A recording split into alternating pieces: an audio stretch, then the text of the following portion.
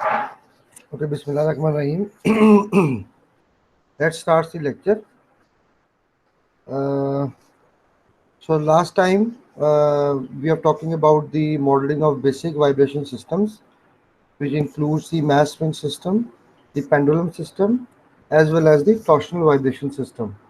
So because of the lack of time in the last lecture, we have talked about in the live class, we have talked about the how to model the mass spring system as well as the solution of the mass spring system. Similarly, we have seen the modeling of the pendulum, simple pendulum, and as I told you in the last lecture, I have recorded the modeling of the compound pendulum as well as the modeling of the torsional vibration systems. I hope that you have gone through this lecture. I've already uploaded the recorded lectures on YouTube and given you the link on the classroom. Anyhow, if you haven't seen that, kindly see now. So we have two problems related to compound pendulum and the torsional vibration system, but most of the numericals are based on the mass spring system. So let's start. Probably we have 5 or 6 numericals to solve today in this lecture.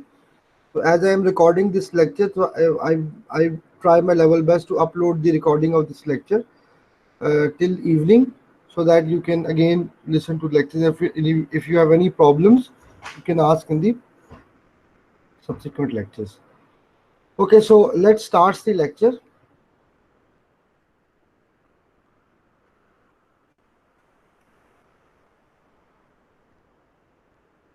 So I'm sharing my screen.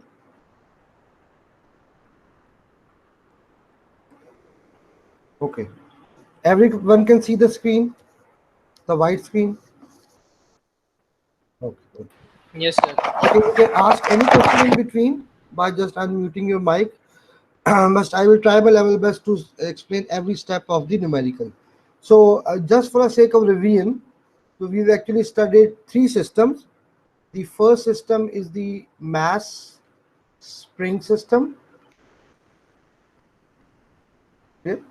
The second system we have studied about the pendulum system. In pendulum system, we have talked about the simple pendulum.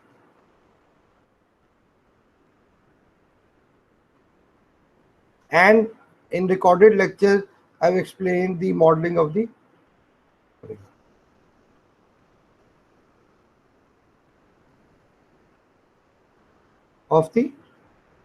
compound pendulum. And last, we have talked about the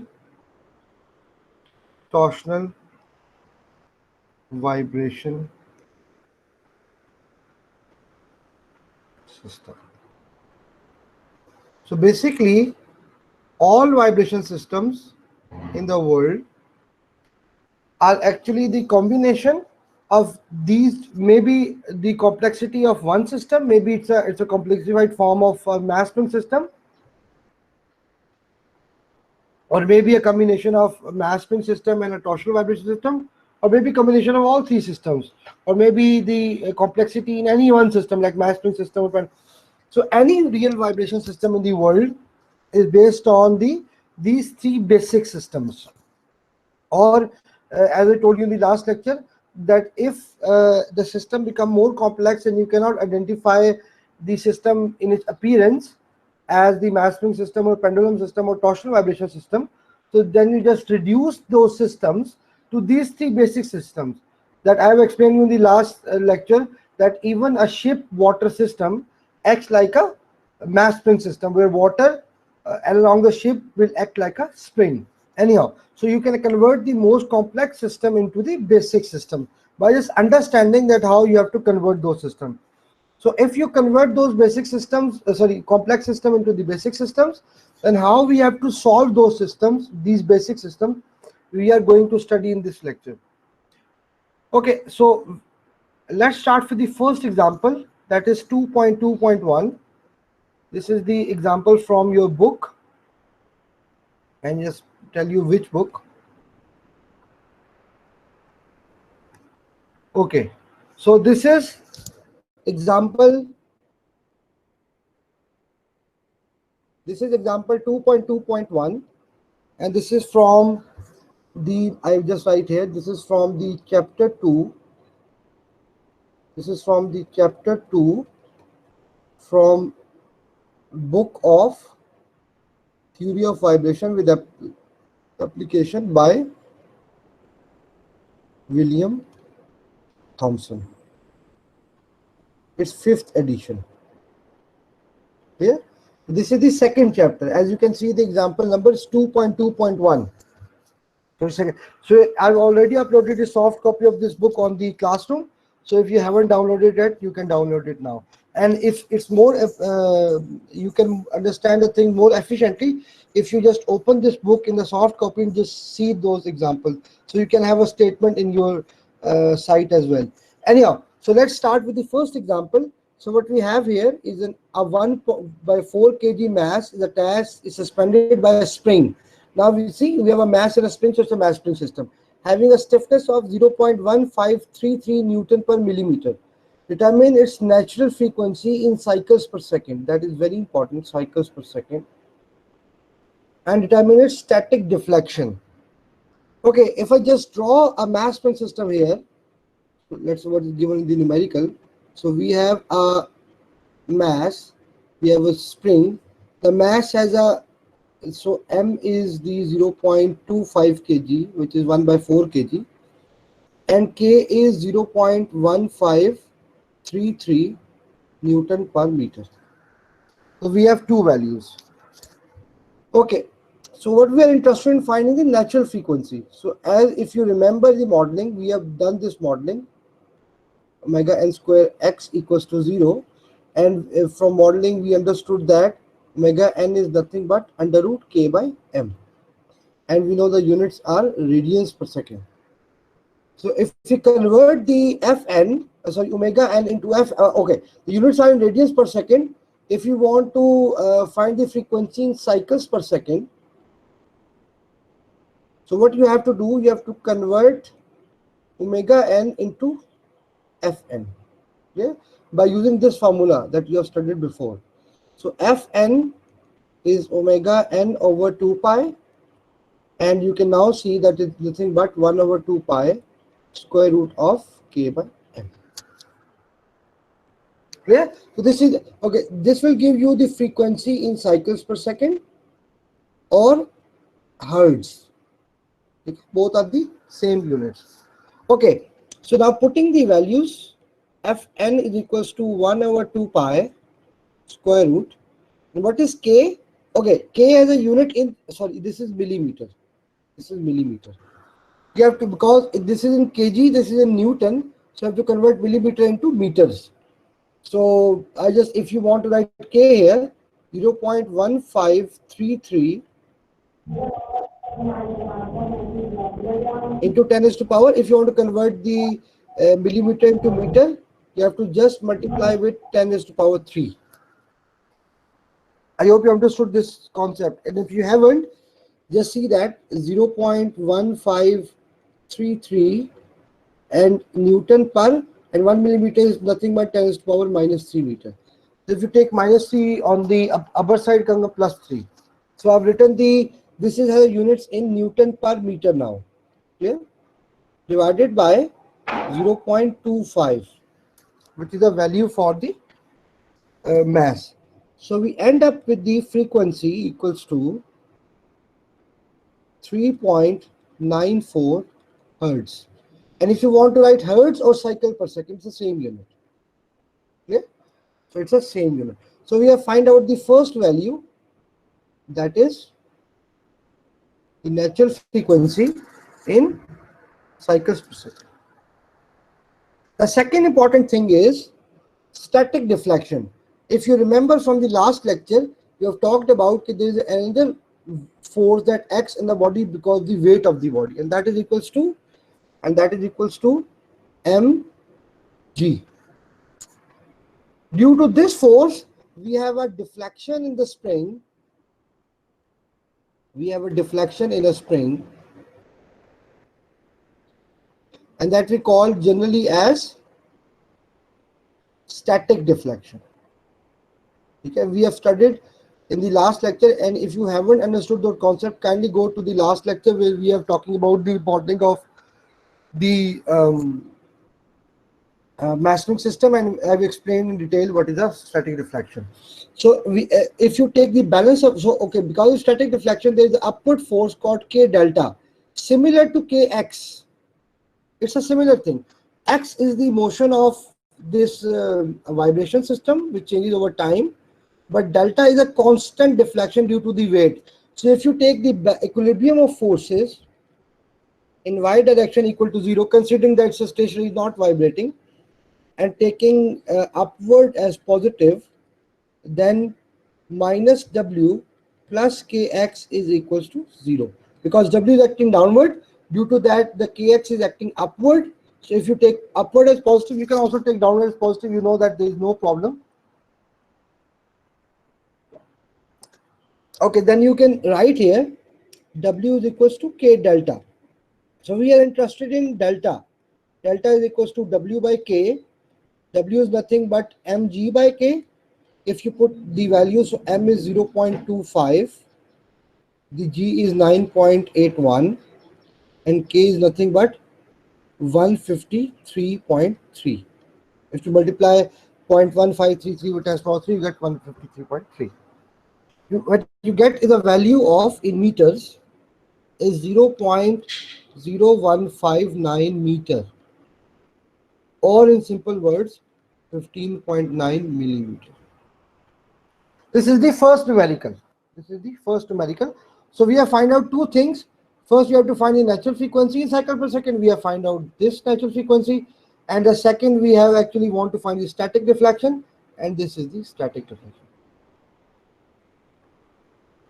Okay, in vibrations, generally, because deflections are small, it's not very large. As you can see, it's 0.0159 meter. So you can express the deflection in smaller units like millimeter or centimeter. You can, but what you have to remember is, if when you're calculating some parameters out of this, then uniformity is very important thing. If you have not taken care of the units, then your answer will be way out of the actual value. So when you are calculating the values, you have to you have to keep in mind the uniformity of the units. And when at last the values comes out, then you can express this value into some smaller value, so that can be some value can be imaginable. Okay, any question in this numerical?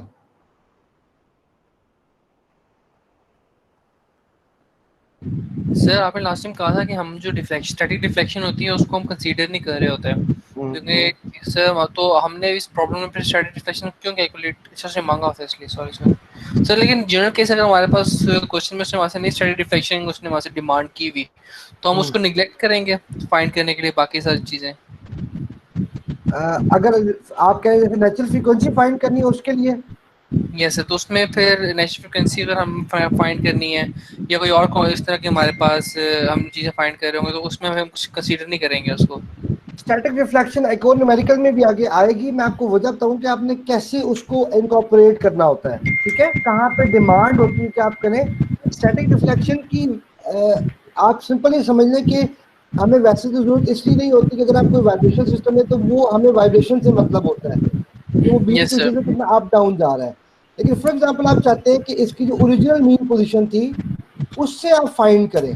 For example जैसे yes sir. मैं बता दें कि आप यहाँ पे हैं और आपकी स्टैटिक रिफ्लेक्शन इतनी हो जाती है, आप मुझे कहते हैं कि नहीं तो मुझे यहाँ से बताएं सोल्यूशन क्या होगा, फिर आपको स्टैटिक रिफ्लेक्शन को हर टाइम ऐड करना पड़ेगा, सही है ठीक है। Sir.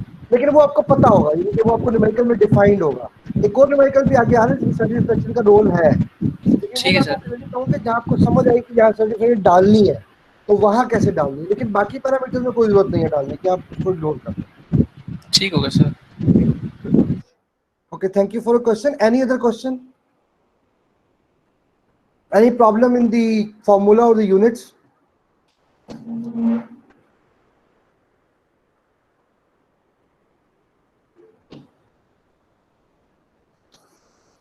Okay, then we have to go towards the next numerical.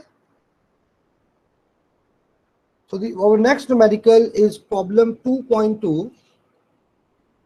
Now we have directly moved to the exercise problem. The previous numerical we are solving is the book example, that is 2.2.1.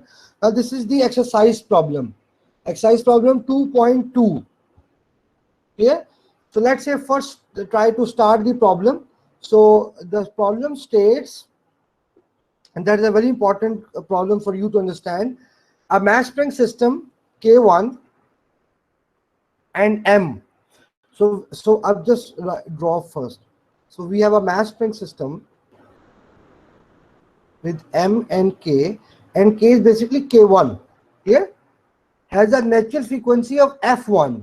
So I can say its natural frequency is F1. Yeah. Okay, अब गौर से देखिए अगली statement. If a second spring K2 is added in series with the first spring, so I just draw another system in which you have added the first spring in series with the K2.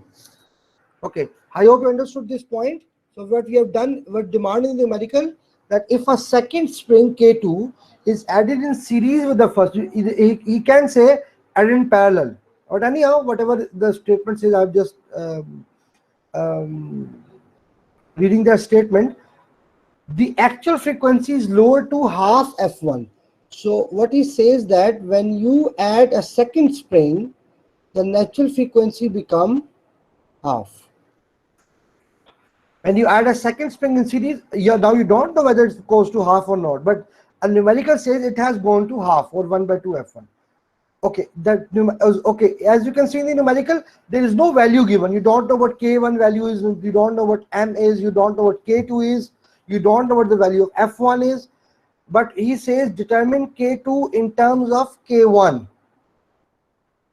Determine K2 in terms of K1, which means how much is K2 with respect to K1 such that your frequency becomes half. I'm again repeating, the numerical demands at how much is K2 in terms of K1 so that the frequency reduces to half. Okay, so let's start with the numerical. So now we have two cases. Now let's write the first case. Now we only concern of the natural frequency. So we write Fn1, and 1 is for the first case. Okay? Fn is equals to 1/2 pi under root K1 by M. So I'm writing K1 here because there is a K1. Okay? So I'm writing K1 here. Okay, this is the first case.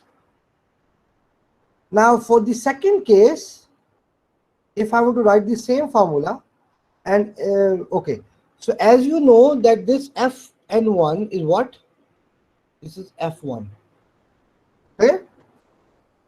So for the second case, Fn2 is equals to 1/2 pi. But as you can see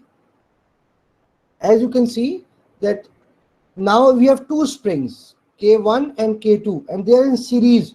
So I just write K equivalent S. Now this is a notation or subscript. So EQ means equivalent stiffness and S means series. So I just write K EQS to just represent the equivalent stiffness in series divided by the same. So M doesn't change, it's the same.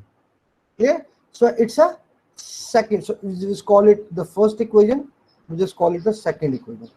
Clear? So what is Fn2 now? Fn2 is nothing but half F1.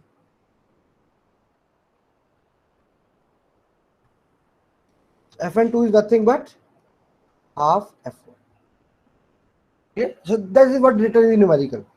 What we have to find is now K2 in terms of K1. So what does it mean that K2 is equals to some constant times K1.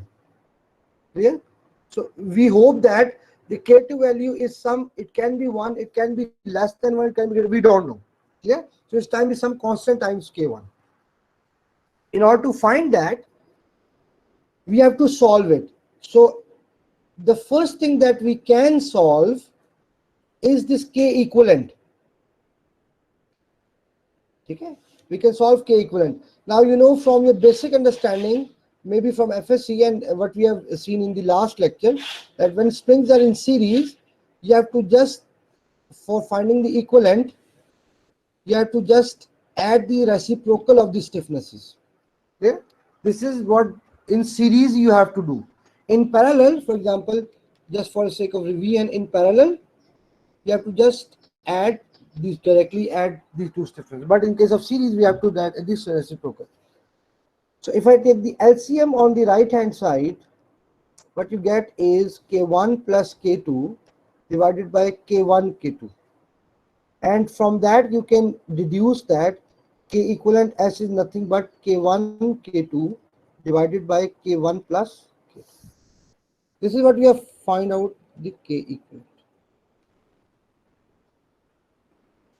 Here, so we have find out the K equivalent. Now if you put those values, if I put those values in the first equation 1 and 2, so F1, this is the first equation, is 1 over 2 pi, I'm just writing again, K1 over M. And if you just see in the previous case, can you cancel 2 from this 2? Because here it is F1 over 2. So we end up with F1, this is the second equation, is equals to 1 over pi under root. And what is the K equivalent? K equivalent is K1, K1 K2 divided by K1 plus K2 times M. So these are the two equations. So this is equation 1, this is equation 2. Here, I just repeat here. So you can see this is also F1, this is also F1, this is half. So 2 is cancelled with this 2. Here, so 2 is cancelled with this 2. You end up with the F1 on the left hand side, and this will remain 1 over pi. So then we have to, I've just put the value of K equivalent here. Nothing else. Okay. As you can see, both left and right hand side, both equations on left hand side, same, that is F1. So if I equate equation 1 and 2, you see this. So 1 by 2 pi under root K1 by M is equals to 1 over pi under root K1 K2 divided by K1 plus K2 times M. This is where we equated the right hand side of both equations, because left hand side are same. Okay, so cancelling it out, this pi is cancelled with this pi. And if I take square on the both side, because we want to remove the square root, so square on both sides.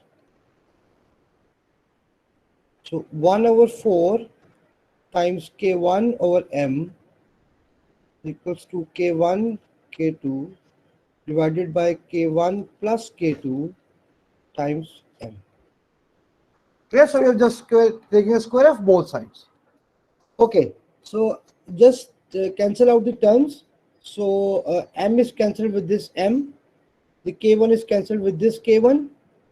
We end up with what?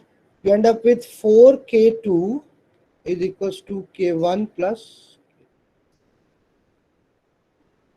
And then you can say, if you take K2 on the other side and subtract it, so you get 3K2 is equals to K1. And then you can say K2 is nothing but 1 by 3K1.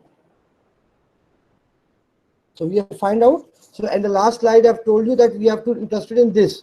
So K2 is some constant times K1. So the constant come out to be 1 over 3.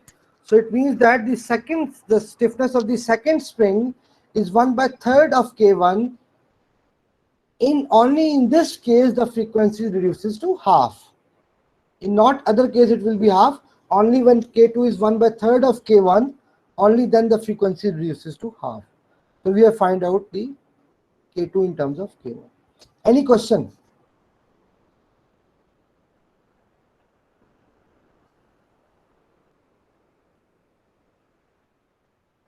Any question?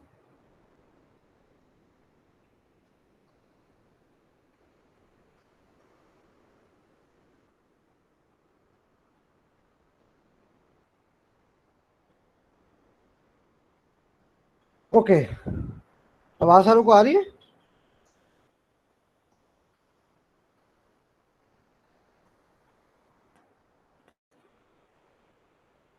Sir kindly and से repeat कर दें जो and बार आपने किए, 2 को equate किया, वो kindly दिखा दें तो। जो हमने इक्वेट किया इस तरह, यस सर। आपने इस तरह इक्वेट किया कि आपने लेफ्ट हैंड बराबर कर दिया दोनों की, so you can equate yes sir. Both right hand side of both equations. तो उसमें पता है कि जब मैंने इक्वेट किया तो m भी कैंसिल हो गया, पाई भी कैंसिल हो गया, सिर्फ k1 और k2 ही रह गया। तो हमने यस सर। जस्ट k2 को एक साइड पे कर लिया, बस ये जो हमारी डिमांड थी न्यूमेरिकल की। Thank you sir. ओके, तो अभी मुझे लग रहा है कि आपको भी थोड़े से इजी लग रहे हैं, और ये है भी इतने मुश्किल नहीं है। अभी ये जो न्यूमेरिकल था, that have no numerical value, it's only has the symbols. Now when we see the next numerical, that is problem 2.4. This is again from the same book.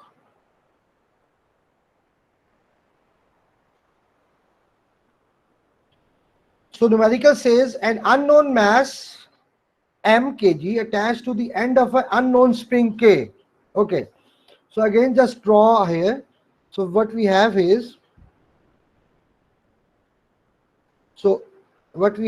is, a mass spring system. And someone is thinking that why I'm drawing the vertical, why don't horizontal? You can draw horizontal.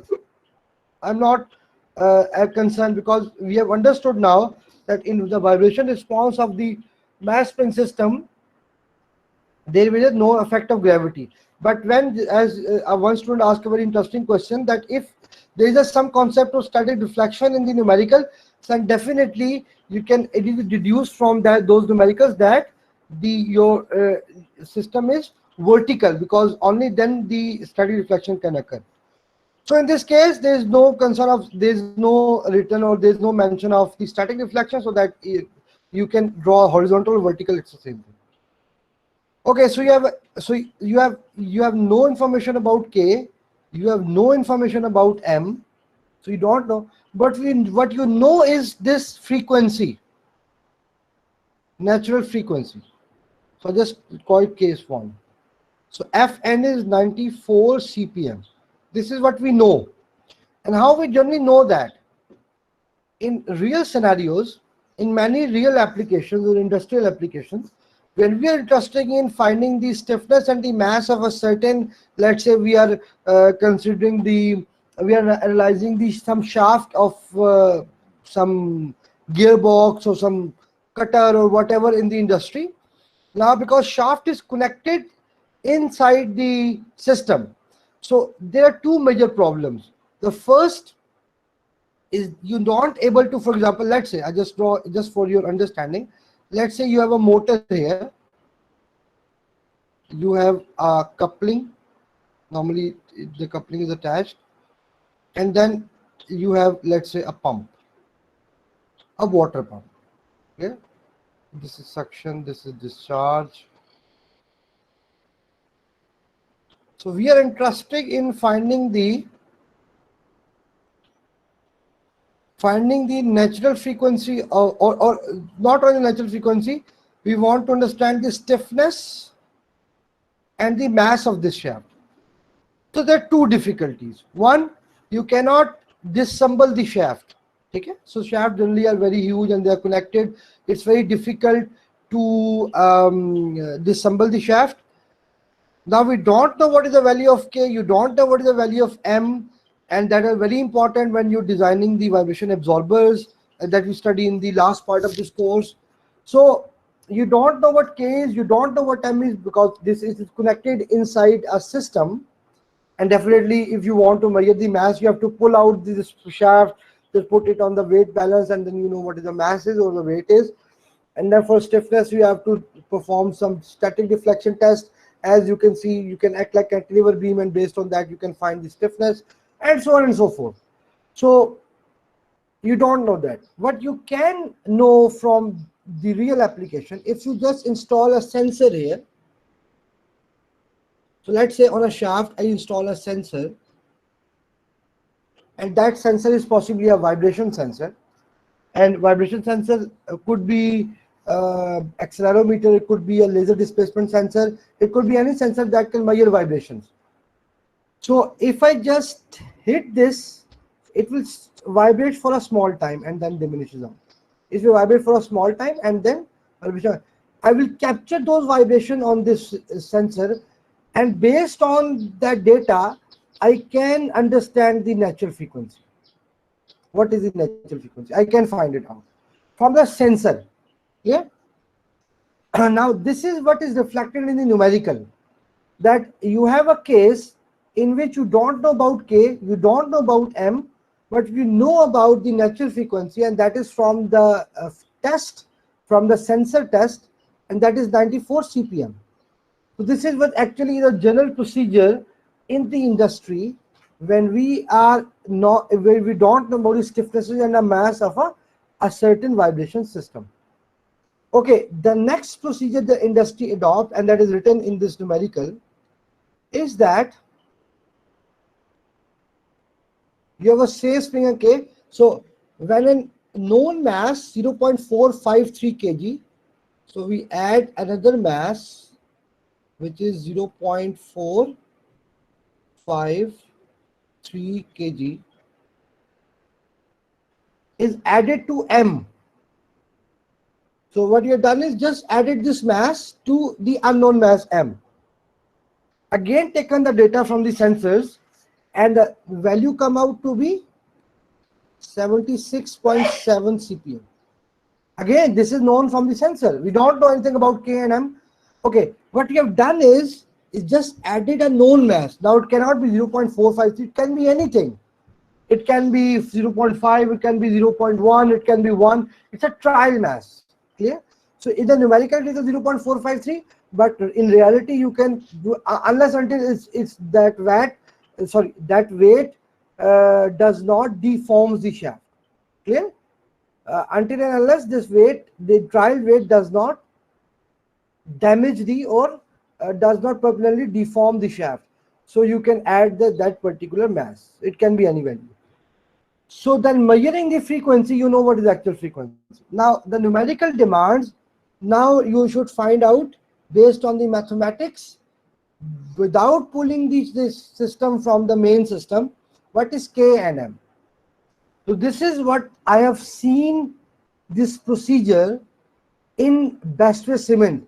When I was in the visit with one of the vibration analyst team from Pakistan Atomic Energy Commission, I went there, they are doing analysis. So I have theoretically done this before, but I was amazed that they have used the same procedure that is written in the numerical to find out the stiffness and the mass. And why they want that stiffness and the mass? Because then in some cases you have to add vibration absorbers. For the vibration absorbers, you know what is the actual value of stiffness and the mass. So that's why it's very, very, very important that you should understand how they procedurally done it practically. Or this numerical is one of the reflection of that practical case. Anyhow, okay, the first step, so we have two cases. So let's solve case one. So Fn, so just write Fn1 and Fn2, just in case you differentiate between two cases. Fn1 is 94 CPM, and as told you, this CPM means cycles per minute. The general tradition in representing the frequency is cycles per second or hertz. So what we do actually, we just divide this by 60. If we divide this by 60, what you end up with is 1.57 hertz. Yeah. So this is in hertz. So cycle per minute divided by 60, you get cycles per second. Okay. For the second case, Fn2, so we are converting it. So it's 76.7 CPM. Okay. So again, doing the same procedure, 1.28 hertz. So we know the natural frequencies in hertz. And why we are finding out in hertz? Because we know when we use this formula, it has a unit of hertz. That's why when you're using the formula, we have to convert the cycles per minute into cycles per second. Okay. Or taking the first case, I'm just using this formula. So I'm just putting the values. So for the first case, so just write for the first case, for the first case,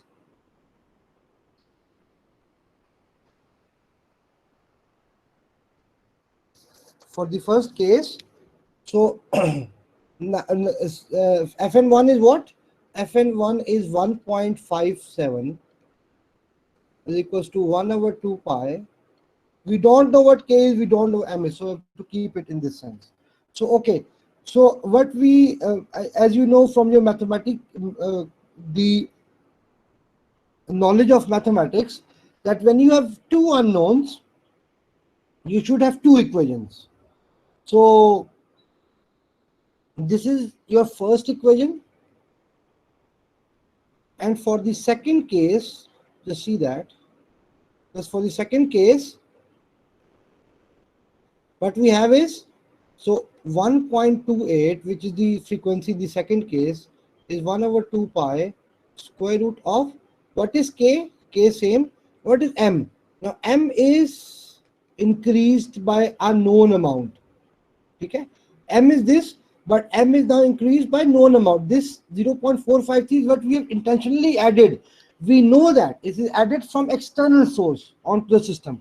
As I told you earlier, it can be anything. It can be 0.2, can be 0.3, can be, based on that, definitely the frequency changes. So they have added 0.453 kg, and based on that mass, they have estimated the natural frequency. So we have two cases. So we call it equation 2. So I just solve here one by one. Clear? So 1.57, I'll just write again. 1 over 2 pi under root k by m. This is the first equation. 1.28 is equals to 1 over 2 pi under root k over m plus 0.45. This is the second case. Okay, let's simplifying both one by one. So squaring on both sides, you get this value will come out to be 1.57 square equals to 1 over 4 pi square k by m. So the easy thing is, you just want find k in terms of m. So k is equals to 1.57 square into 4 pi square times m. So if I just simplify it, so k is equals to nothing but 97.2 m. Yeah. If you simplify those values, take 1.57 square, multiply with 4 pi square, what you get is 97.2 m. So we have find out k in terms of m from the first equation. Okay, doing the same thing for the second equation. So take square. So 1.28 square is equals to 1 over 4 pi square into k over m plus 0.453. Yeah. So again, just taking separating k is equals to 1.28 square times 4 pi square times m plus 0.453. So if just simplify that, this will become 64.4 into m plus 0.453. Yeah. So we have now two equations.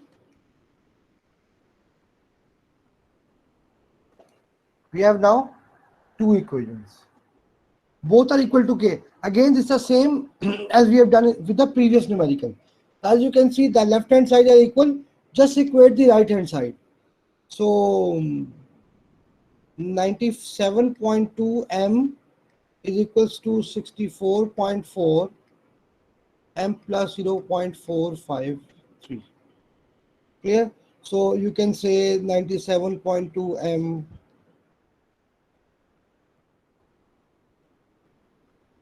plus, sorry, plus equals to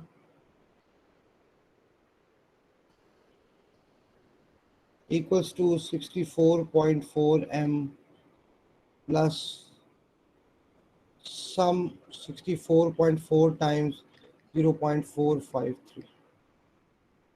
Yeah, I've not calculated that, but you can calculate it. So 97.2 m minus 64.4 m equals to 64.4 into 0.453. I'm just writing the direct answer. The m is come out to be 0.89. This m is the actual mass. This m is the actual mass of the system, whatever system is. The shaft is just for example, but for any system in which the mass and stiffness are unknown, this is a simple mathematical procedure to do that. Okay, I'm just finding k here, and k is very easy. You can put the value of m in either this equation or this equation, the result will be same. So k is 97.2 into 0.89. You get k is equals to 86.6 Newton per meter. So this is the second one. So based on this understanding, we have find out what is the value of k, m and k. These are the unknown values. But based on our understanding of the numerical, but we have find out the actual values of k and m. Without dissembling it from the main system, without putting it out from the main system, yes, definitely we require sensors for that. When you're doing this cases in the practical scenarios in industry, then you have to use this procedure, adopt this procedure by when you have actual sensor which can record the natural frequency. But for this case, as it is given in the numerical, so there is no need for it. But I'm just referring it whenever you do it in the industry, then definitely you have to use sensors. Any problem in this question?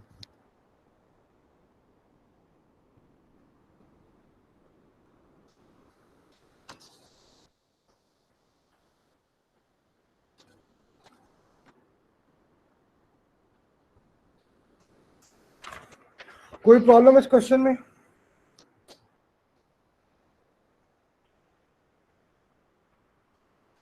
आवाज आ रही सरों की नहीं आ रही?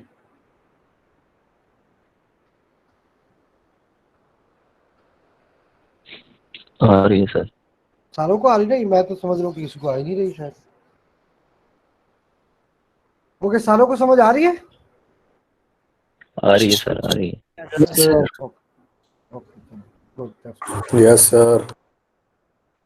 Okay, सो ये हमारे पास numerical 2.4 था।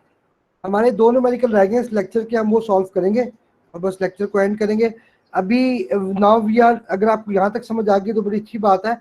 अब हम थोड़ा से एक नेक्स्ट लेवल पे जा रहे हैं और वो है न्यूमेरिकल 2.5। ठीक है,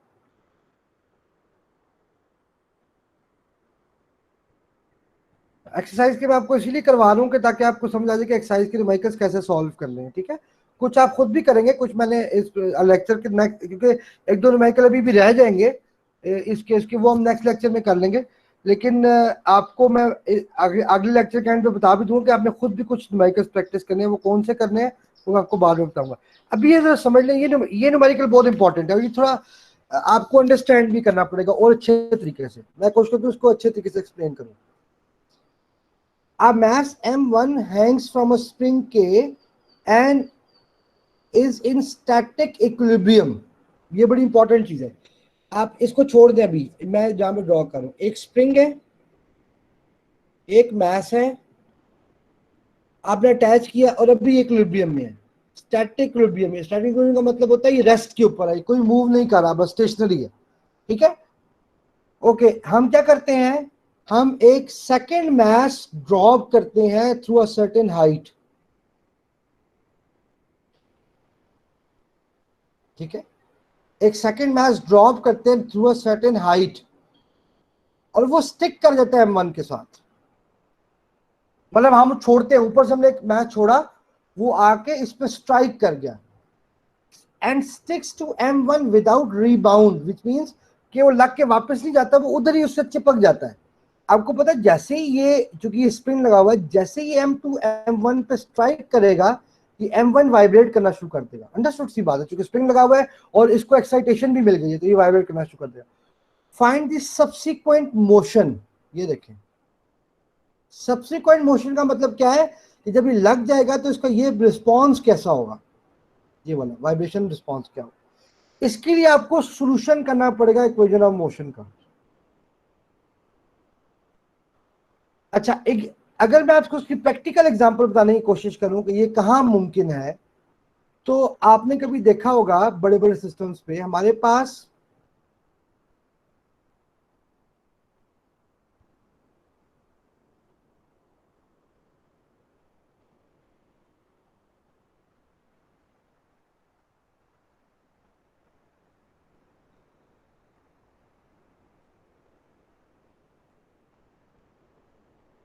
सॉरी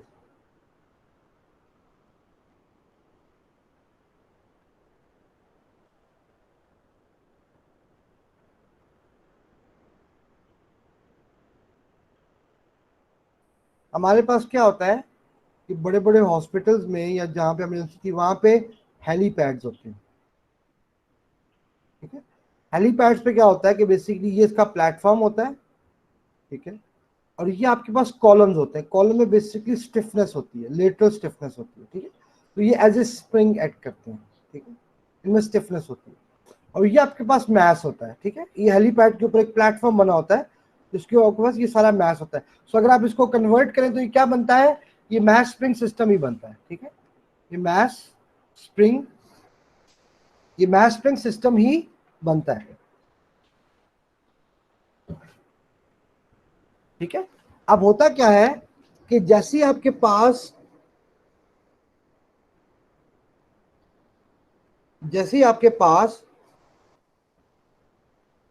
एक हेलीकॉप्टर है,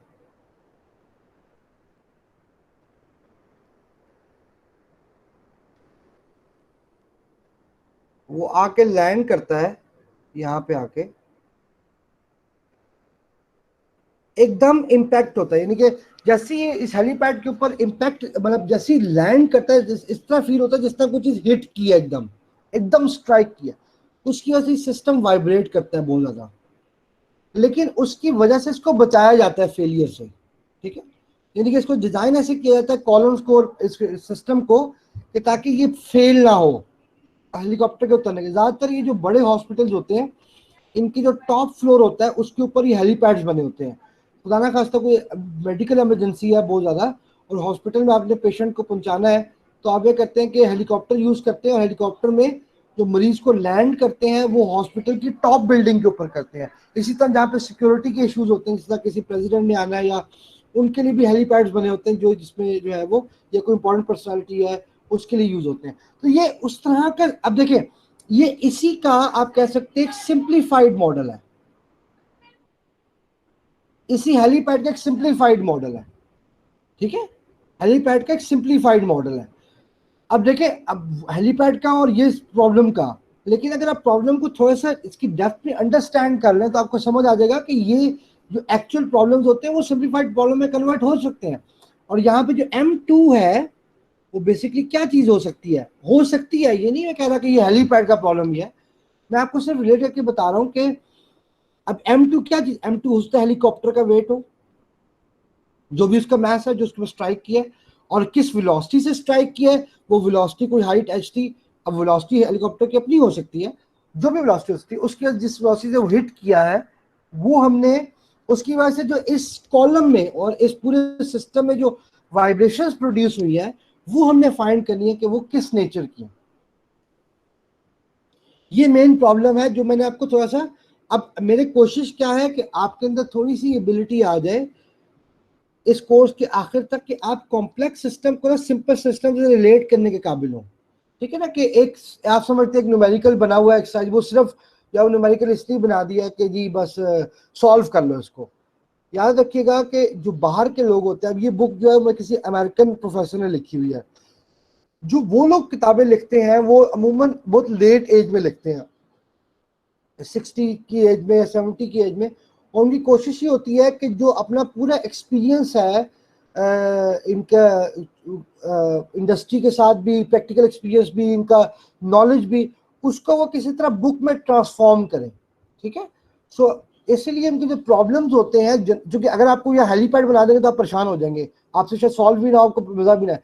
प्रॉब्लम उन्होंने सिंपल बनाया हुआ है, लेकिन इस दिमाग को, इस चीज को ध्यान में रखते हुए ये प्रॉब्लम बेसिकली एक कॉम्प्लेक्स प्रॉब्लम से रिलेट करता है। एनीहाउ, अच्छा, पहली चीज क्या है, हमारे पास M1 स्टेशनरी है, तो क्या इसकी कोई वाइब्रेशन मोशन होगी?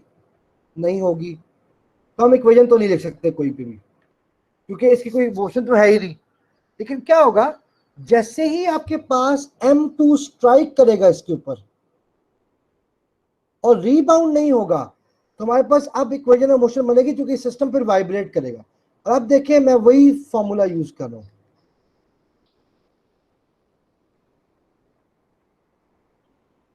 mx double dot. ठीक है, अब एक इंपॉर्टेंट चीज है, मैं यहां पे साइड पे ड्रॉ कर रहा हूं, अपने गौर से देखना। ये MNK है और ये स्टैटिक इक्विलिब्रियम है, यानी कि अभी ये मूव नहीं कर रहा, ये स्टेशनरी है। जैसे ही इस पे M2 आके स्ट्राइक करता है इस तरह, ये आपके पास M2 है, ये M है। ठीक है,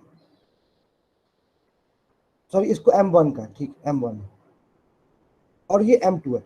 जैसे स्ट्राइक करता है तो ये वाइब्रेट करना शुरू कर देगा, एक चीज। दूसरी चीज, इसकी इक्विलिब्रियम पोजीशन भी चेंज हो जाएगी, इसको मैं न्यू इक्विलिब्रियम पोजीशन कर रहा हूं।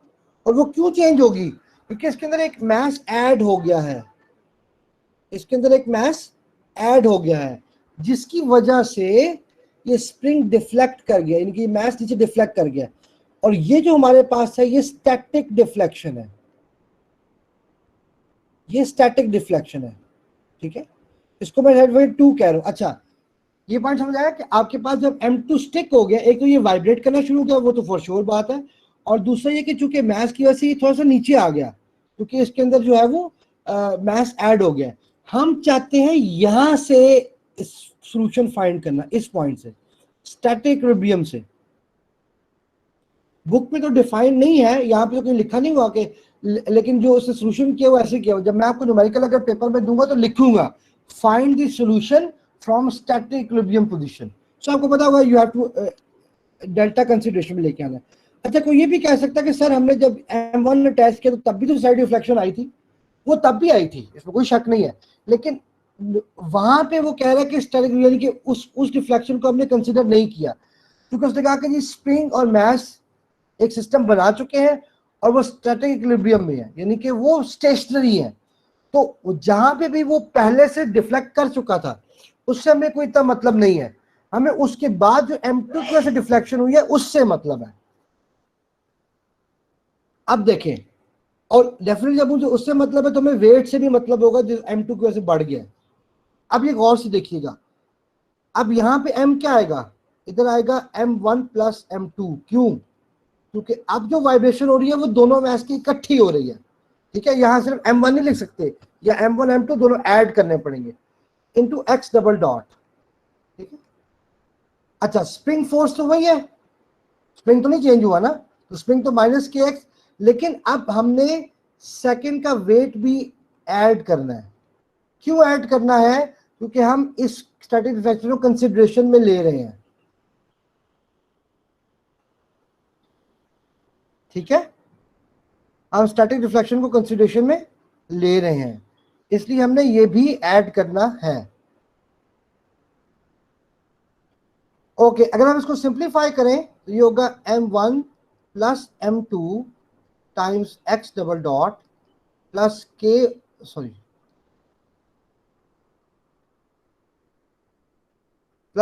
एक्स इक्वल्स टू, उसको राइट हैंड साइड पे रहने दे, M2g। ठीक है, आपको पता है वेट है, एक्सटर्नल फोर्स है। ओके, अब हमें पता है हमें इसको डिवाइड करना पड़ेगा। सर इसमें M1 प्लस M2 जी होना चाहिए इसको। M1 प्लस M2g होना चाहिए, लेकिन हमने M1 की को वेट को कंसिडर नहीं किया क्योंकि हम उसको साइड वीडियो में ऑलरेडी कंसिडर कर रहे हैं, ठीक है। सर समझ नहीं है ये अगर बात। मैं दोबारा बताता हूँ, अगर आपके पास ये देखिए, आप तो बात कह रहे हैं, वही कह रहे हैं कि हमने पहला वेट लगाया, एक डिफ्लेक्शन तब आई थी यस सर। जो कि डेल्टा थी, और फिर हमने दूसरा वेट लगाया, डिफ्लेक्शन फिर आ गई जो कि फिर डेल्टा, इसको 1 2 कह लेते हैं। लेकिन पहले वेट लगाने से हमने वो स्टडी डिफ्लेक्शन कंसीडर नहीं की, क्योंकि नहीं हम की क्या सर। कह रहे हैं, is it static equilibrium. Equilibrium का यस मतलब सर। ये है कि यहाँ पे अब ये स्टे कर गया है, ठीक है, ये स्टे कर गया है, ठीक है इसलिए सर। हम सोल्यूशन यहाँ से फाइंड कर रहे हैं। ठीक है सर। अगर आप आइडियली देखेंगे तो आपका पॉइंट बिल्कुल वैलिड है, हम M1 प्लस M2G करेंगे, ये फॉर श्योर बात है। और अगर आप यस ये सर। लिख भी देंगे ना, मैं गलत नहीं करूंगा, यहाँ पे लिख पाएंगे वो आपने M1 क्यों लिख दिया साथ। सही है अगर सर। आप कहते हैं कि नहीं मेरी कंसिडरेशन जो है वो फर्स्ट नहीं पूरी किया, तो उससे कोई फर्क नहीं पड़ेगा, आप लिख दें फिर, ठीक है। ठीक है सर। क्योंकि ये फैक्टर कोई ऐसा तो नहीं है जो इसमें मुस्तकिल इफेक्ट डालेगा, ये तो आपको पता है, ये वाइब्रेशन पैटर्न पे तो कोई फर्क नहीं डाल सकता, ये नहीं सिर्फ सर। आपकी पोजीशन को डिफाइन करेगा, ठीक है। यस सर सही है। ठीक है, thank you okay sir. Okay. हम M1 M2 से डिवाइड करेंगे तो x2 double dot plus k over M1 plus M2, ये तो आपको पता है हमने करना ही करना है, x equals to M2 over M1 plus M2 times g। ये आपके पास इक्वेशन ऑफ मोशन आ गई है, और हमें पता है बेसिकली हम इसको कैसे लिख सकते हैं, x double dot plus omega n square x equals to M2 over M1 plus M2 times.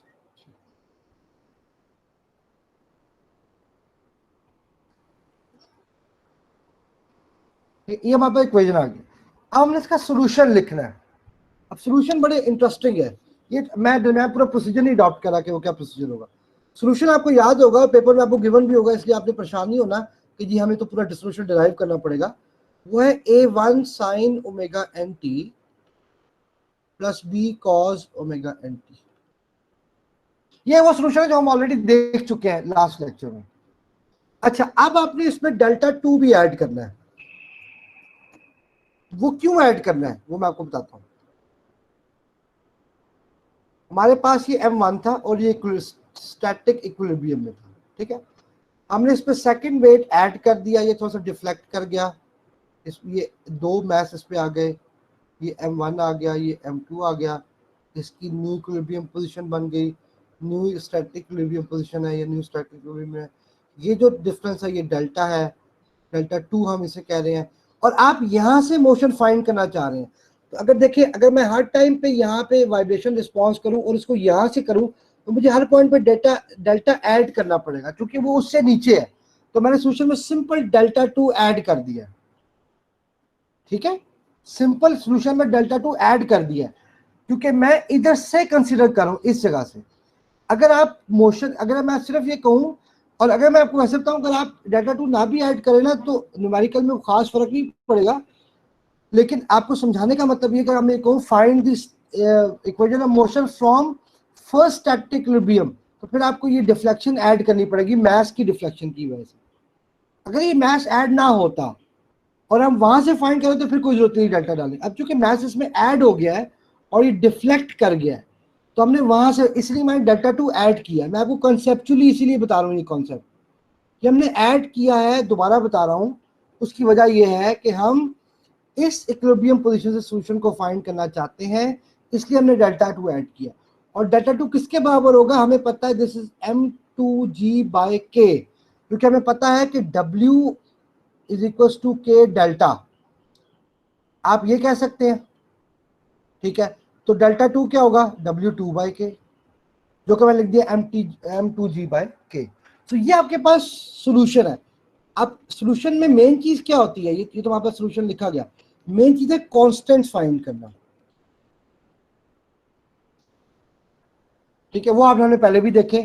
अच्छा, वहां पे आपके अगर ज़हन में हो, जो फर्स्ट लेक्चर में हमने देखा था कि हमने x ऑफ 0 को x डॉट ले लिया, x डॉट ऑफ 0 को v नॉट ले लिया, ये वो था जो हमने पहले लेक्चर में देखा था। अब यहाँ पे एक बड़ी इंटरेस्टिंग चीज है, वो ये है, अब आपने इनिशियल कंडीशन डिटरमिन करनी है कि वो है क्या, वो गिवन नहीं है, वो आपको चाहिए। तो ये आपके पास m2 पहले था, यानी कि वो ये हाइट थी सर्टन, ये h थी स्टिक होने से पहले। पहली बात ये है कि इनिशियल कंडीशन होती क्या है। इनिशियल कंडीशन किसे कहते हैं कि जब मोशन स्टार्ट होने से पहले आप उसे इनपुट क्या देते हैं। ठीक है, दोबारा मैं बता रहा हूं, इनिशियल कंडीशन ये होती है कि आप किसी सिस्टम की मोशन को स्टार्ट करने से पहले इनपुट क्या देते हैं। ठीक है, जिस तरह मिसाल के तौर पे आपको ये बताऊं, ये अगर आप हीट ट्रांसफर का एक प्रॉब्लम लें सिर्फ समझाने के लिए, वाइब्रेशन को ताल्लुक में समझाने, ये रॉड है, इसको आप हीट करते हैं। ठीक है, आप लेट्स से इसके अंदर 400 वॉट का हीटर लगा देते हैं, लेकिन आपकी इनिशियल कंडीशन क्या होगी। अगर आप टेम्परेचर मेजर करना चाहते हैं, इनिशियल कंडीशन क्या होगी, ये 25 डिग्री सेंटीग्रेड पे तो ऑलरेडी होगा ना। ठीक है, ये रूम टेम्परेचर पे तो ऑलरेडी होगा ना, तो अब ये तो नहीं कहते मैं 0 से मेजर कर रहा हूँ। तो ये आपकी इनिशियल कंडीशन है। ठीक है, ये आपकी वो कंडीशन है जिससे सिस्टम स्टार्ट हुआ है। फिर आप देखेंगे जी 25 से आगे कितना इंक्रीज हुआ है वो आप ड्रॉ करेंगे। ये आपको एग्जांपल दे रहा हूँ। सो ये इनिशियल कंडीशंस होती है, सिस्टम स्टार्ट कहाँ से होता है। अच्छा, अब देखिए इधर इनिशियल कंडीशन क्या है। पहली बात तो ये है कि जब तक मैस ऊपर था सिस्टम मूव नहीं कर रहा था। ठीक है, जैसे ही मैस ने हिट किया तब सिस्टम ने मूव करना शुरू किया। या आप सिंपल एग्जांपल ले लें, जब हेलीकॉप्टर हेलीपैड पे उतरा तो एकदम उसके कॉलम में वाइब्रेशन शुरू हो गई। ये कौन सी इनिशियल कंडीशन है, ये वेलोसिटी की इनिशियल कंडीशन है। ये बात में गौर से सुनिए, आप याद रखिएगा, आप जब किस सिस्टम को इंपैक्ट करते हैं, जोर से मारते हैं, तो आप बेसिकली उसमें वेलोसिटी इंपार्ट करते हैं। आप करते तो फोर्स है, यानी कि आपका जो एक्चुअल है वो तो फोर्स होती है, लेकिन जिस फॉर्म में वो ट्रांसलेट होती है सिस्टम में, वो वेलोसिटी की फॉर्म में होती है कि वो मूव करता है। समझा है, जब मैंने किसी सिस्टम को जोर से हिट किया तो उसने किसी वेलोसिटी से मूव करना है। तो जो इनिशियल कंडीशन है वो वेलोसिटी के डिस्प्लेसमेंट की नहीं है। डिस्प्लेसमेंट की इनिशियल कंडीशन कब हो सकती है, जब हम इसको खुद डिस्प्लेस करें अपने हाथ से इसको नीचे लेके जाएं और फिर रिलीज करें। ये डिस्प्लेसमेंट की इनिशियल डिस्प्लेसमेंट आप खुद समझे, खींच के हाथ से और छोड़ देना। जिस तरह किसी को झूला देते हैं, आप झूला देते हैं, एक झूले का तरीका ये होता है कि आप उसके साथ जाते हैं और ऊपर जाके छोड़ देते हैं, इसको डिस्प्लेसमेंट की इनिशियल कंडीशन होती है। एक आप क्या करते हैं, उसको हाथ से झटका देते हैं। आपने कभी आपके जेहन में लेके आए बचपन में जब हम झूले लेते थे तो क्या होता था कि एक तरीका ये होता था कि हम उसके साथ जाके उसको ऊपर जाके छोड़ देते थे। वो डिस्प्लेसमेंट की इनिशियल कंडीशन है, क्योंकि हमने उसको डिस्प्लेसमेंट दी और फिर छोड़ दिया। एक तरीका ये होता है कि हम वहीं खड़े होते हैं और जैसे हम उसे झटका देते हैं जोर से। वो कौन सी इनिशियल कंडीशन होती है, वो वेलोसिटी की इनिशियल कंडीशन होती है। ठीक है, वो जो जर्क होता है, जो आप झटका देते हैं अपने बाजुओं से, यहां पे वो झटका किस वजह से आ रहा है, इधर किस वजह से आ रहा है, मैस के बाउंस करने की, सॉरी मैस के इस पे हिट करने की वजह से। सो हम इंटरेस्टेड है वी नॉट के अंदर, यानी कि X dot of 0 is equals to V naught, X of 0 is equal to 0 होगा। एक इनिशियल कंडीशन हमारे पास 0 हो जाएगी, दूसरी इनिशियल कंडीशन हमने फाइंड करनी है। अच्छा, अब इसके लिए, इस इनिशियल कंडीशन के लिए आप थोड़ी सी इंटरेस्टिंग ये चीज है, अभी ये कॉन्सेप्ट भी आपने गौर से समझना है। दरमियान में इसके बाद समझ आए तो मुझसे जरूर सवाल कीजिएगा। ये M1 है, ये M2 है।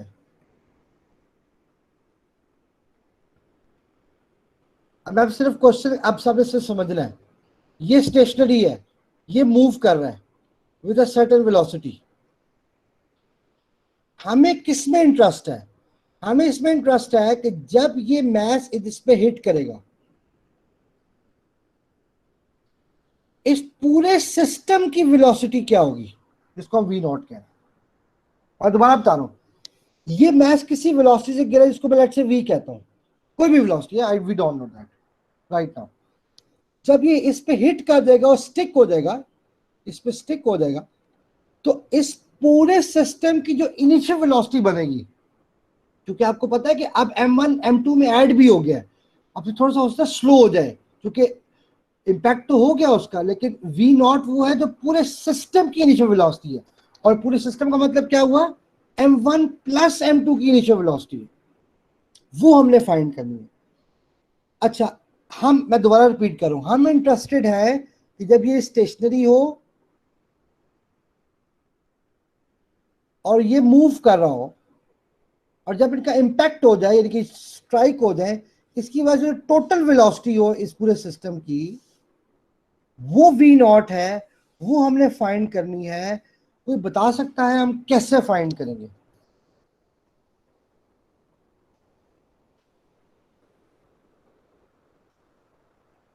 सर एक क्वेश्चन था सर, पहले चीज समझ नहीं आ रही कि जो हमने डेल्टा टू निकाला, डेल्टा टू में हमने डब्ल्यू टू सर हमने यूज किया हुआ है सर। डब्ल्यू टू के अंदर हमने हमारे पास जो डिफ्लेक्शन है वो तो हो रही है एम टू की वजह से, बट सिर्फ एम वन भी तो उसके साथ अटैच्ड है ना, या फिर सर एम वन की पोजीशन को चेंज किया है एम टू ने, इसलिए हम सिर्फ एम टू को ही ले रहे हैं क्योंकि एम वन की डिफ्लेक्शन ऑलरेडी हो चुकी है, उसको हमने इसलिए उसको कंसीडर कंसीडर नहीं किया। कर रहे। अब आपकी बात ठीक है, वो तो सारे ही नीचे आएगा, इसमें कोई शक Yes, की sir. बात नहीं है, लेकिन M1 की चूंकि ऑलरेडी हो चुकी है, आप जो भी डिफ्लेक्शन होगी वो एक्स M2 की वजह से ही होगी। Yes sir. और जो M1 की तो स्टैंडर्ड ऑलरेडी उसमें मौजूद है। सर, जो स्टैंडर्ड इक्वेशन हमारे पास डिस्प्लेसमेंट की होती है उसमें हम डेल्टा हमने पहले तो ऐड नहीं किया था, सिंपल वो ए और बी की जी इक्वेशन जी थी हमारे जी पास। जी जी, बिल्कुल बिल्कुल। तो सर ये हमने इस इसमें क्यों ऐड किया? इसमें ऐड करने की वजह ये है कि हम यहाँ से सोल्यूशन फाइंड कर रहे हैं, ठीक है, इस जगह यस से। सर। इस जगह का मतलब ये है कि फॉर एग्जाम्पल मैं आपको मिसाल देता हूँ, अगर आपकी वैल्यू यहाँ पे हो, जीरो पे हो, यस ये सर। यहाँ पे डिस्प्लेसमेंट क्या होगी? Zero sir. जीरो। इसका मतलब है ये सारा जीरो होना चाहिए, यस सर। जीरो होना चाहिए क्योंकि मेन पोजीशन पे आ गया ना यस जीरो सर। का। लेकिन अभी देखिए इसमें कौन सी वैल्यू ऑलरेडी एग्जिस्ट कर रही है, डेल्टा टू। इसलिए समझा पॉइंट। ठीक हो गया सर। यस सर, समझ अगर आप डेल्टा टू को निकाल दें तो इसका मतलब क्या है, आप इसको मेन पोजीशन समझ रहे हैं। गया। Yes sir. इसका डायनेमिक रोल नहीं है, इसका कोई डायनेमिक रोल नहीं है। आप इसको अगर यस सर। निकाल, मैंने आपको बताया, अगर आप इसको निकाल भी देते हैं ना गलती से, कोई प्रॉब्लम, मैं तब भी गलत नहीं कर सकता आपका, वो इसलिए गलत नहीं कर सकता, एक अगर नंबर काट दूं वो भी इसलिए कि आपको कॉन्सेप्ट समझ नहीं आया, लेकिन यस इसका सर। कोई वाइब्रेशन में रोल नहीं है, इसलिए मैं इसके बहुत मेजर नंबर नहीं काट सकता। मैंने आपको समझाने के लिए ये बात बताई है। और अगर आप न्यूमेरिकल में गौर करें तो यहाँ पे कि लिखा नहीं हुआ कि सब्सिक्वेंट मोशन में कोई आपने इक्विलिब्रियम पोजीशन कंसीडर करनी है, लेकिन M2 को उसने, क्योंकि इसको स्टैटिक इक्विलिब्रियम उसने कहा हुआ है पहले से, तो मेरा ये अंदाजा है कि इसने इस सॉल्यूशन में ये ऐड किया हुआ है। लेकिन अगर मैं आपको न्यूमेरिकल दूंगा तो मैं लिखूंगा determine the subsequent motion from the from that point. Equilibrium. ठीक है, आपको पता यस होगा सर, जी ठीक है क्या आप बात कर रहे हैं, इसलिए वो सर। फिर उस क्लैरिफाई केस में हम ऐड करेंगे, फिर उस केस में हम ऐड उसमें ऐड करेंगे। करें, उसमें ठीक ऐड हो करें। गया, समझ गया सर, थैंक यू। ओके अच्छा, आपको ये बता सकता है कि अब हम वी नॉट में इंटरेस्टेड है, मैं बता दें वी नॉट क्या है, जो M1 M2 की कंबाइंड इनिशियल वेलोसिटी है उसमें इंटरेस्टेड है हम। क्योंकि जिस तरह मिसाल के तौर पे जब हेलीकॉप्टर लैंड करता है, जो वाइब्रेशन शुरू होती है उसमें M2 ऐड हुआ होता है, क्योंकि हेलीकॉप्टर तो देखो उसके ऊपर स्टे कर रहा है ना, वो कोई हवा में तो नहीं है। तो अब जो वाइब्रेशन, जो चूंकि वाइब्रेशन में K और M दोनों शामिल होते हैं, आपको पता है, हम ये ऑलरेडी देख चुके हैं, वाइब्रेशन के अंदर K और M दोनों शामिल है। तो M का मतलब है जो चीज ऐड होगी है वो भी तो M में शामिल होगी, यानी कि उसकी ये चीज भी तो जो भी शामिल होगी, जो M2 हो रहा है, कोई हेलीकॉप्टर का वेट है या मास है वो भी है, तो सिस्टम वाइब्रेट तो M2 के साथ करेगा। तो अगर हम ये V नॉट निकालना चाहते हैं तो ये V नॉट हम कैसे निकालेंगे? किसी के जहन में आइडिया हो तो मुझसे शेयर करें, कोई आइडिया, कोई रफ सा, कोई इस तरह का।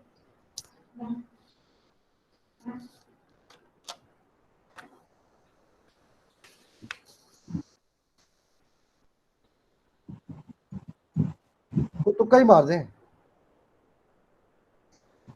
सर वी नॉट जीरो नहीं होना चाहिए अगर V नॉट किस तरह मतलब?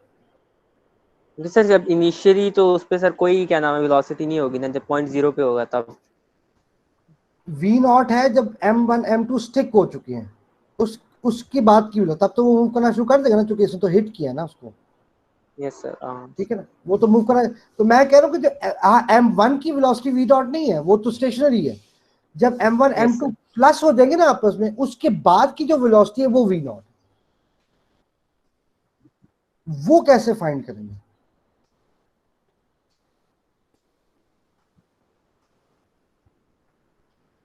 अब हमने कोई केस करा, दो बॉडीज है, एक स्टेशनरी है, एक मूविंग है, एक दूसरे को हिट करती है, कैसे निकालेंगे? आप तो दिमाग में आ जाना चाहिए। सर काइंडली क्वेश्चन रिपीट कर दें। मैं ये कह रहा हूँ कि हमने ये V नॉट फाइंड करनी है, यस ठीक सर। है, तो दोनों की कंबाइंड वेलोसिटी है, ठीक है। Yes, sir. हमारे पास m1 स्टेशनरी है, इनिशियली m2 मूव कर रहा है विद अ सर्टेन वेलोसिटी, जो कि हमें Yes, sir. फिलहाल नहीं पता, लेकिन हम इंटरेस्टेड हैं कि जब ये आपस में अटैच हो जाएंगे या आपस में बाउंड हो जाएंगे, उसके बाद जो टोटल सिस्टम की वेलोसिटी बनेगी, क्योंकि उससे वाइब्रेशन शुरू होगी ना, सिस्टम के प्लस Yes, sir. करने काइनेटिक एनर्जी से निकालेंगे। इनिशियल और फाइनल कैसे। कंजर्वेशन ऑफ मोमेंटम से sir, law of very good very good very, ये किसने कहा है, law of conservation of, momentum. Good, law of, हम देखिए बड़ी सादी सी बात है, कोलाइड हो रहे हैं ना, law of conservation of momentum, ये वेरी गुड।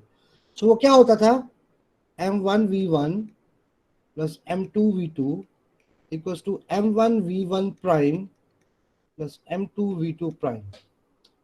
सर अभी दिन में आ गया ना, वैसे ये है एफएससी माजिद के साथ, लेकिन किसी को याद नहीं पाया तो कोई बात नहीं, इसलिए नहीं मैंने पूछा कि आपको वो कहूँ, वजह में कि किसी को अंदाजा हो, और बिल्कुल सही बताया उन्होंने कि लॉ ऑफ, जब भी कोई चीज हिट करे ना, देखें एक उसकी इनिशियल स्टेट है, उसकी फाइनल स्टेट है, ये कोलिजन ही है ना आपस में। अब हो रहा था बात है कि कोलिजन के बाद दोनों स्टिक हो गए हैं, स्टिक होंगे तो क्या फर्क पड़ेगा। अच्छा चले अब देखते हैं आराम आराम से, m1 m2 तो हमें नहीं नोन, उसको छोड़ दे, हम फाइंड v1 करते हैं, v2 करते हैं, v1 प्राइम करते हैं, v2 प्राइम करते हैं। अब मुझे बताएं v1 क्या होगा, velocity of m1 before collision, 0। Zero, तो 0 होगी। ये तो जीरो हो गई। Yes, अच्छा yes. अब v2 क्या चीज है बेसिकली, तो जो कोलाइड कर रही है उस टाइम वेलोसिटी। ये कोलाइड के टाइम पे जो m2 की वेलोसिटी वो क्या होगी, Yes, sir. वो v के बराबर है। क्या तो हमने यहाँ पे नोट देखिए ना, यहाँ पे किया ना, वो हमें भी Yes. पता नहीं है, उसको भी क्वेश्चन मार्क में आने, वो कुछ ना कुछ तो होगी, ये तो मैं फॉर श्योर, क्योंकि वो तो किसी हाइट से मूव कर रहा है। Yes, sir. Okay v1 dash, ये कौन सी वेलोसिटी है, सर ये कोलिजन के बाद वेलोसिटी, ये Collision दोनों के सेम बाद। होगी sir, v1 v2 same very होगी। गुड वेरी गुड, v1 और v2 आपने बराबर हो गए, क्योंकि दोनों स्टिक कर गए हैं। अगर Yes, ये sir. स्टिक ना करते और ये बाउंड रिबाउंड हो जाता तो फिर प्रॉब्लम मुख्तलिफ होता, ठीक है, Yes, फिर sir. v2 कुछ और होती, v1 कुछ और होती, ठीक है, वो Yes, थोड़ा sir. मुश्किल प्रॉब्लम है, ठीक है। लेकिन हम वाइब्रेशन का वो केस स्टडी कर रहे हैं जिसमें वो स्टिक कर रहा है, वो भी केस में सॉल्व कर सकते हो, लेकिन वो थोड़ा सा डिफिकल्ट है, वो हम नहीं करेंगे। ठीक और है ये सर। इसको लगे तो ये v नॉट होगी, ये वो वेलोसिटी होगी ना जिससे वाइब्रेशन मूव करेगा सिस्टम, Yes, sir. ऐसी है ना कि नहीं। ऐसी है सर। तो अब अगर हम इसको रिड्यूस करें तो क्या बनेगा, ये तो हो गया 0, ये तो वैल्यू होगी 0, ठीक है, तो ये रह गया m2 और v2 को मैं कह रहा हूं v, ठीक है सर। ठीक है। अच्छा इसको मैं लिख रहा हूं m1 plus m2 times v V not, ठीक है सर, v नॉट। ये भी बराबर ले लिया मैंने दोनों को, ठीक है। अब ठीक देखिए v नॉट क्या आ गया, बिल्कुल सिंपल, v नॉट क्या आ गया, m2v by m1 plus m2। सिर्फ से हम v किस तरह निकालेंगे। हाँ मतलब ये नहीं। अगली कहानी यही है इसमें। सही है सर। अब अगली कहानी ये है कि मैं दोबारा फॉर्मूला लिखता हूँ, हमारे पास v नॉट आ गया जो कि इनिशियल वेलोसिटी थी, इनिशियल कंडीशन की, m2 over m1 plus m2 into v। अच्छा v वो वेलोसिटी जो कोलिजन से पहले मास की थी, मास 2 की, कोई बता सकता है, इन्होंने बड़ा अच्छा सवाल किया, वो कैसे निकालेंगे। सर वो डिस्प्लेसमेंट की कंडीशन अगर हम अप्लाई करें तो उससे निकल आएगी, अगर हम डेरिवेटिव लेके करें तो। अच्छा वो वेलोसिटी वाइब्रेशन की वेलोसिटी होती है, ये सही फर्क है। वो जो आप जो x ऑफ t की बात करें ना, मेरा ख्याल है वो जो x2 x of sir t ये की, ग्रेविटी वो जो 3 इक्वेशन ऑफ मोशन है उसमें ये से किसी को यूज करते हुए आ इसकी बात जाएगी। करें ना आप, यस सर। इसको इसमें derivative, sir equation of gravity से आ सकती है, ग्रेविटी को इक्वेशन यूज करते हुए। नहीं लेकिन v2 हमने निकालने जो वेलोसिटी है m2 की, यस सर। वो सर कैसे वो डिटरमिन कर, इक्वेशंस ऑफ मोशन में से किसी एक को यूज वेरी गुड करेंगे। Very good very good. So we use third equation of motion, FSC आ गई ना सारी अंदर, yes sir. Okay. So equation of motion क्या थी, vf square minus vi square is equals to 2gs, g मतलब अगर वो ग्रेविटी के इन्फ्लुएंस में तो, यस सर। अब फॉर एग्जांपल मैं दोबारा ड्रॉ कर रहा हूँ, आपके पास ये m1 है, ये m2 है, ये फॉल कर रहा है विद सर्टेन v, तो vi 0, ये जो Yes, वेलोसिटी sir. 0 हो गई। h को यहाँ s को हम यहाँ h कह रहे हैं चूंकि न्यूमेरिकल में गिवन है Yes, कि sir. उसने कहा जी जो हाइट है ये h होगी, ये देखें ये उसने कहा ये h हाइट होगी ये वाली, तो हम उसको h ले रहे हैं। ठीक है सर। और तो vf क्या हो गया, जिसको vf बेसिकली v हुआ ना, V नॉट। हाँ v ये यस सर। ये फॉलिंग वेलोसिटी, और ये है 2 सॉरी स्क्वायर 2gh, तो v क्या हो गया सर V हमारे पास में हो बस। जाएगा √2gh। तो अभी v नॉट हमारे पास निकाल ली फाइनल, वो क्या हुई m2 और m1 plus m2 times √2gh। ये हमारे पास इनिशियल वेलोसिटी है इनिशियल कंडीशन के लिए, ठीक है सर। ठीक है। काफी अब लंबा इसको न्यूमेरिकल है काफी लंबा न्यूमेरिकल है। सिर्फ इसमें जो अभी आपको सिर्फ बताने की कोशिश ये की है कि समटाइम इनिशियल कंडीशन आपको डिटरमिन करनी पड़ती है, और उसके लिए जिस तरह हमने कहा कि हमने law of conservation of linear momentum use किया और third equation of motion use की।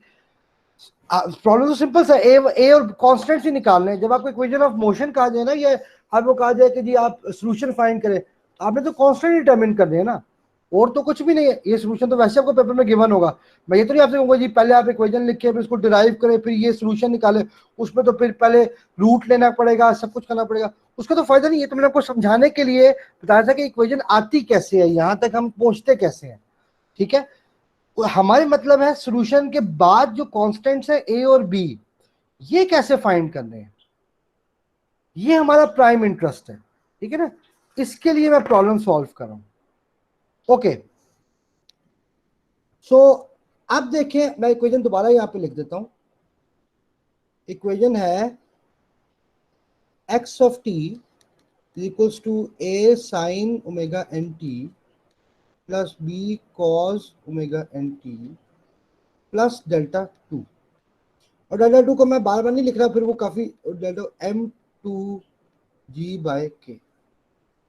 ओके, अब देखें पहली इनिशियल कंडीशन क्या थी, 0। ये भी आप ये करनी है, अदरवाइज क्योंकि हिस्टोरियसली इरिस्पेक्टिव कोई इनिशियल कंडीशन नहीं है, या पुट करें x of 0 is equal to 0। ये क्या होगी पूरी टर्म, मैं पुट नहीं कर रहा, टाइम बहुत लग जाएगा। ये इक्वेशन क्या हो जाएगी 0। क्यों 0 हो जाएगी, क्योंकि t0 साइन 0, ठीक है। ये क्या हो जाएगी 1, तो b रह जाएगा। तो क्या बच गया, b प्लस डेल्टा 2। तो डेल्टा 2 क्या हो गया, डेल्टा सॉरी b क्या हो गया माइनस डेल्टा 2। ये हमारे पास फर्स्ट कांस्टेंट आ गया। सेकंड कांस्टेंट के लिए हमें उस इक्वेशन का डेरिवेटिव लेना पड़ेगा, जो कि मैं डायरेक्टली अब ले रहा हूं, मैं बार बार इक्वेशन नहीं लिख रहा। या चलो लिख देता हूं, फिर पता नहीं कंफ्यूजन ना हो जाए। a sine omega N T plus b cos omega N T plus delta. अब आपने इसका डेरिवेटिव लेना है। क्यों डेरिवेटिव लेना है, क्योंकि हमें सेकंड इनिशियल कंडीशन हमें पता है x डॉट ऑफ 0 जो है वो v नॉट के बराबर, और v नॉट का पूरा फॉर्मूला जो हमने देखा था। हम पहले इक्वेशन को डेरिवेट करेंगे, तो a omega n cos omega N T minus b omega n sine omega N T, और इसका डेरिवेटिव क्या होगा, यहाँ पे क्या आएगा जीरो जीरो। Deflection constant. ये कांस्टेंट यहाँ 0 आ गया, इसका भी डेरिवेटिव ना नहीं बैठ गया, ये 0 ही होगा, क्योंकि अगेन इसका वाइब्रेशन में रोल नहीं है, टाइम इंडिपेंडेंट है, ठीक है। ये टाइम इंडिपेंडेंट है, क्योंकि हम टाइम डेरिवेटिव ले लें इसलिए इसका कांस्टेंट, इसका डेरिवेटिव 0 ही होगा।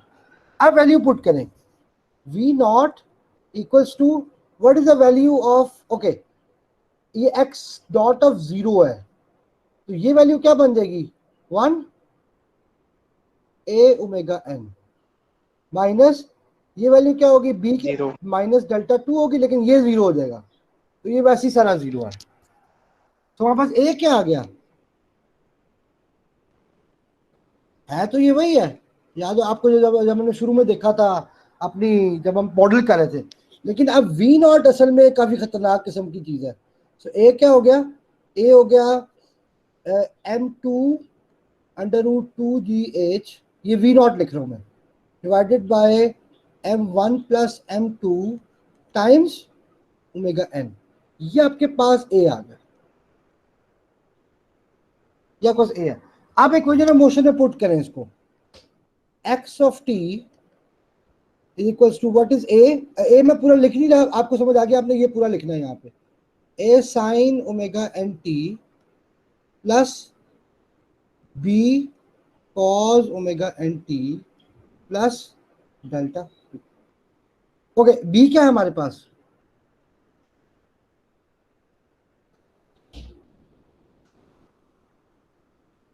b हमारे पास क्या था, b था, इसको भी minus delta very good, minus delta minus delta, तो हम लिख सकते हैं माइनस डेल्टा 2। तो अगर हम इसे और सिंप्लीफाई करने की कोशिश करें, जो कि ना भी करें तब भी कोई फर्क नहीं पड़ता, plus delta 2 1 minus cos omega N T. ये आपके पास टोटल सॉल्यूशन है अगर आप स्टैटिक इक्विलिब्रियम को कंसीडर करें। ठीक है, और अगर आप स्टैटिक इक्विलिब्रियम को कंसीडर नहीं करते, मैं यहां पे लिख रहा हूं, ये मैं आपको दूसरा केस बता रहा हूं, इसमें हमें नहीं कि हमें कोई जरूरत नहीं स्टैटिक इक्विलिब्रियम कंसीडर करने की। अब क्या होगा, तब सिंपल डेल्टा 2 0 हो जाएगा, तो मुझे कंसीडर ही नहीं करना, सॉल्यूशन क्या रह जाएगा सिर्फ,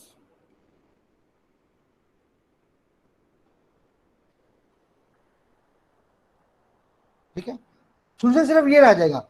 लेकिन अब याद रखना कि ये इतना सिंपल नहीं है, क्योंकि ए जो है ना वो पूरा ये है,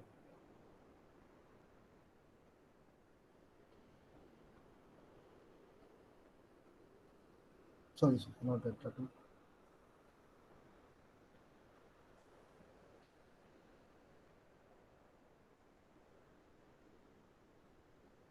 if you do not consider not considering static deflection due to m2, अगर आप ये कंसिडर नहीं करते, उस सूरत में ये सॉल्यूशन होगा।